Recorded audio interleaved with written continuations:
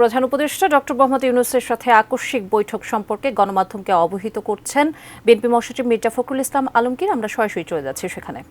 এই চ্যালেঞ্জগুলোকে মোকাবেলা করার জন্য বিশেষ করে যারা বাংলাদেশের স্বাধীনতা সার্বভৌমত্বের প্রতি হুমকি হয়ে দাঁড়ায় অথবা এর যে স্ট্যাবিলিটি এটাকে যারা বিনষ্ট করতে চায় তাদেরকে প্রতিহত করার জন্য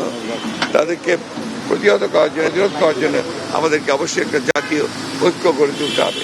সেই কথাগুলো আমরা আপনাদেরকে বলেছি। আমরা সেই সঙ্গে জনগণের যে দুর্ভোগ হচ্ছে বিশেষ দ্রব্যমূল্যের ব্যাপারে সেই বিষয়টি আমরা তাদের সামনে নিয়ে এসেছি যে যাতে করে দ্রব্যমূল্য কমানোর জন্য কাজ করা যায় এবং টিসিবি ট্রাকগুলোকে আমরা বাড়ানোর জন্য বলে এসেছি, আর প্রতি এলাকা ভিত্তিক বাড়ানোর জন্য বলে এসেছি।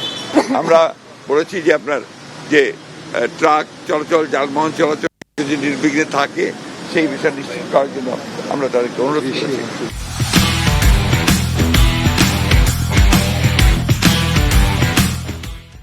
সঙ্গে আপনার কৃষিতে বিশেষ করে আপনার সার বিতরণের ক্ষেত্রে যে সমস্যাগুলো আছে সেই সমস্যাগুলো দূর করে এখনো আপনার সেই ফ্যাসিস্টদের দোসররা নিয়ন্ত্রণ করছে, সেগুলোকে আপনার মোটামুটিভাবে জনগণের পক্ষে যারা আছেন তাদেরকে নিয়ে আসা এবং এটাকে সহজ করার জন্য আমরা অনুরোধ করেছি যাতে ব্যবস্থা করা যায়।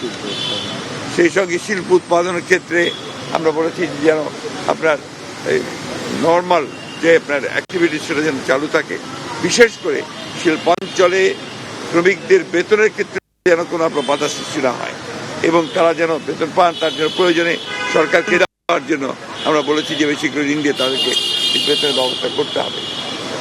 আমরা আরেকটা বিষয় অত্যন্ত গুরুত্বপূর্ণভাবে বলে এসেছি হচ্ছে যে ইউনিয়ন সব যেগুলো এখনো আছে এই ইউনিয়ন পরিষদগুলো বেশিরভাগ সময় সেই ফ্যাসিস্ট সরকারের আমলে জবরদস্তি নির্বাচন করে তাদের মতো করে নিয়ে এসেছিল। এটাকে অবিলম্বে আমরা মনে করি যেহেতু সিটি কর্পোরেশন ভাঙা হয়েছে, পৌর পরিষদ ভাঙা হয়েছে, উপজেলা ভাঙা হয়েছে, সুতরাং এটাকে ভেঙে দিয়ে পরবর্তী নির্বাচনের মধ্যে এবং ট্রেড বডিগুলোকে ভেঙে দিয়ে আমরা বলেছি যে কি নির্বাচনের মাধ্যমে এটাকে আপনার পুনরায় আপনার সুষ্ঠুভাবে নিয়ে আসার জন্য আমরা বলেছি। সামগ্রিকভাবে আমাদের